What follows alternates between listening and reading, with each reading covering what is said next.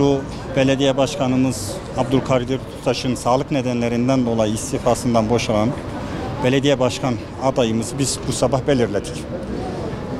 Mehmet Tatlıdede kardeşimiz yapılan istişare neticesinde Sayın Cumhurbaşkanımızın tensipleriyle bugün yapılan oylamada tüm AK Partili arkadaşlarımızın desteğiyle artı bağımsız arkadaşımızın desteğiyle yapılan oylamada 21 oyla belediye başkanı seçilmiştir.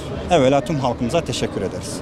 Başkanımızı tekrar yeniden önümüzdeki süreçte Artuklu'ya hizmet etmek üzere seçmiş bulunmaktayız.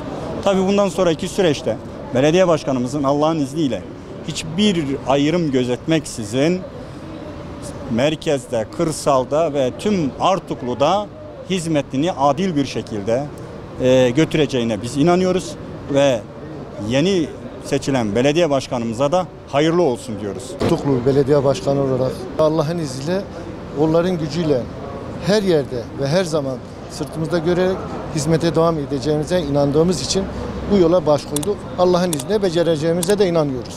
Teşekkür ederim.